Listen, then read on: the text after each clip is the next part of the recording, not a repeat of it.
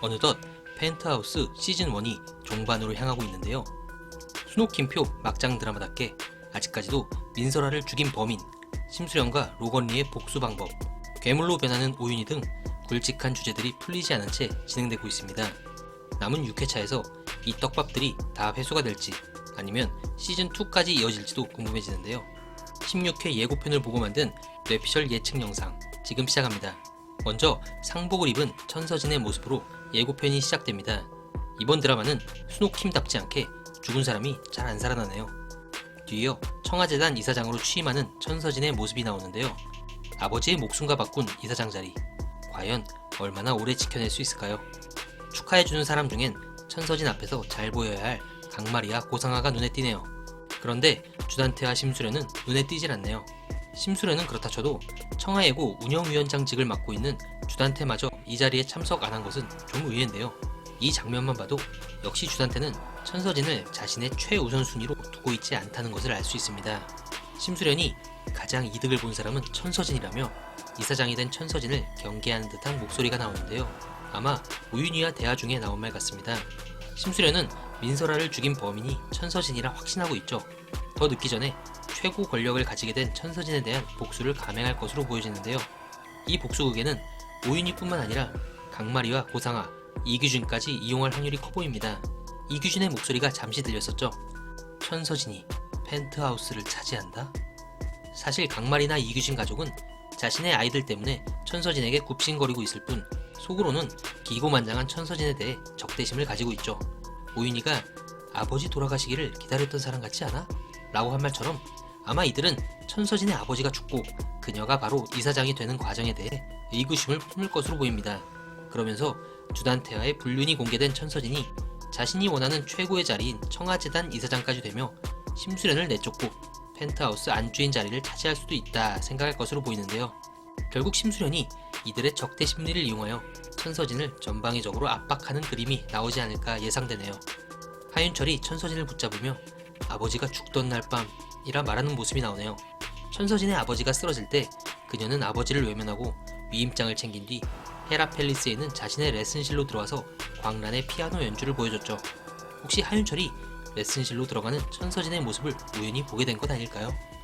그 모습을 봤다면 현관에 묻어있는 피나 천서진의 절규하는 모습까지 보고 천서진에 대한 의혹을 품었을 것으로 보여집니다. 그런데 둘의 싸우는 상황을 하은별이 듣게 된 듯하네요.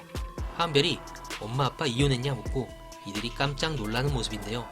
하은별은 엄마 아빠의 사이가 안 좋은 이유가 오윤희가 자신의 아빠한테 꼬리쳤기 때문이라 생각하고 있죠. 이로써 하은별의 베로나와 오윤희에 대한 적대감은 극에 달할 것으로 보여지는데요. 그와 동시에 아빠에 대한 원망도 커질 것으로 보입니다. 딸바보 하윤철은 사랑스런 딸이 자신을 미워하는 모습을 견딜 수 있을까요? 이어서 천서진이 레슨실로 들어가고 무언가를 발견하며 놀라는 모습이 나옵니다. 천서진이 입고 있는 옷이 하윤철과 대화할 때의 옷과 다른 것으로 보아 하윤철과의 대화 직후 레슨실로 간 것은 아닌 것으로 보이네요. 그런데 천서진은 무엇을 보고 이렇게 놀랐을까요? 그동안 펜트하우스의 성향을 봤을 때 누군가가 당신이 이사장을 죽였다 뭐 이런 메시지를 남겨놓지 않았을까요? 그게 아니면 아버지의 유품이나 당시 현장 사진 등 아버지의 죽음과 관련된 무언가가 놓여져 있지 않을까 생각됩니다. 로건리가 심수련이 사는 펜트하우스로 들어오는 모습입니다. 로건리는 심수련에게 일단은 주단태와 손을 잡을 계획이라 말했었죠. 그 말처럼 로건리는 주단태와 만나서 명동부지 계약에 대한 긍정적인 대화를 나눌 것으로 보이네요. 일단 로건리의 계획은 주단태의 모든 돈을 빼앗아서 거짓골로 만드는 것으로 보이는데요. 심수련과 로건리 그리고 중간책을 담당할 오윤희가 어떤 식으로 주단태를 피말리게 할지 궁금해지네요. 심수련이 주단태에게 난 당신한테 한 번도 마음을 열은 적이 없다며 불꽃 싸다구를 날려줍니다. 하지만 주단태는 사랑? 이제부터 하면 되지 하며 심수련을 농락하는 모습이네요. 주단태는 왜 갑자기 심수련에게 사랑 타령을 하고 있을까요? 주단태는 천서진과의 대화에서 심수련에게서 마지막으로 하나 얻을 것이 있다고 말했었죠. 그리고 그것에 대한 답이 지난 15회 때 나왔습니다. 주단태는 심수련에게 주예인의 사망 신고를 왜 하지 않느냐며 혜인이에게 잡혀있는 땅에 대해서 이야기를 꺼냅니다. 결국 주단태는 심수련의 부모가 물려주신 주예인의 유산을 얻기 위해 주예인을 적당한 기회에 살해했고 그 유산을 자신이 취해 부를 늘리려는 목적이었던 거죠. 하지만 이를 알고 있는 심수련이 가만히 당하지는 않겠죠. 이미 깨어나서 열심히 국어 공부 중인 주예인을 적당한 시기에 주단태 앞에 등장시켜 주단태의 계획을 물거품으로 만들 듯합니다.